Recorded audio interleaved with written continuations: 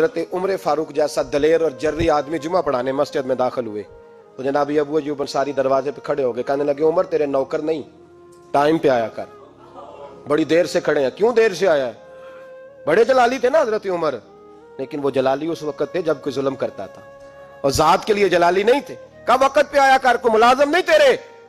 تو سیدنا فاروق اعظم منبر پہ چڑھے اور فرمانے لگے اللہ ابو ایوب انصاری کا بھلا کرے، جب تک اس طرح کے لوگ موجود ہیں کوئی بادشاہ بگڑے گا نہیں، اللہ اس کا بھلا کرے، اس نے میری توجہ صحیح۔ اور پھر عمر رو پڑے، رو کے فرمانے لگے مسلمانوں معاف کر دو، غلطی کوئی نہیں، میرے پاس کرتا ایک ہی ہے، اور عبداللہ کی ماں نے وہ دھو کے خشک ہونے کو ڈال دیا تھا، غریب ہوں، کرتا دوسرا کوئی نہیں، تو وہ ذرا نا خشک ہونے میں آ کے دیکھ لو، ابھی بھی گیلا ہے، مجھے معاف کر دو، میری غلطی نہیں ہے۔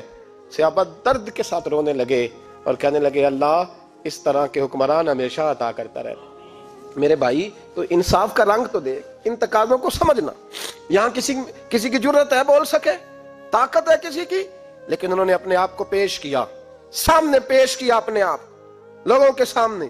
دو مال غنیمت کی چادریں بانٹ رہی ہیں، سب کو ایک ایک ملی ہے۔ فاروق اعظم جمعہ پڑھانے آئے تو اسی چادر کا کرتا، اسی کی تامت، لوگ کھڑے ہو گئے عمر بتا تو نے دو کیوں لی؟ یہ انصاف ہے؟ کھڑے ہو گئے عمر بتا تو نے دو کیوں لی؟ یہ انصاف ہے؟ یہ عدل ہے؟ کیوں لی دو؟ حضرت عمر کہنے لگے میرا بیٹا جواب دے گا۔ عبداللہ بن عمر بولے، کہنے لگے ابا جی کے کپڑے بڑے پرانے ہو گئے تھے، میں نے اپنے حصے کی بھی اپنے ابا جی کو دے دی ہے۔ دیکھیں نا، یہ انصاف میرے نبی پاک نے کیا ہے، صحابہ نے سیکھا ہے۔ میں اور آپ تیار نہیں، ہم تیار نہیں انصاف کے لیے، ہمارا مزاج نہیں انصاف کا، ہمیں خود بہت سارا آگے پیش ہو کے رنگ دکھانا پڑے گا، اس کے لیے ہماری تیاری نہیں۔ اس لیے ہم حکمرانوں کو گالی دے کے چپ کر جاتے ہیں، اس لیے ہم وکیلوں کے کہتے ہیں بکتے بڑا ہیں، جج بکتے، یہ باتیں کر کے ہم خاموش ہیں، ہم پیش نہیں کر پا رہے، ابھی تک ہم اپنے آپ کو کھڑا نہیں کر پا رہے کہ ہم سے مطالبہ کرو انصاف کا۔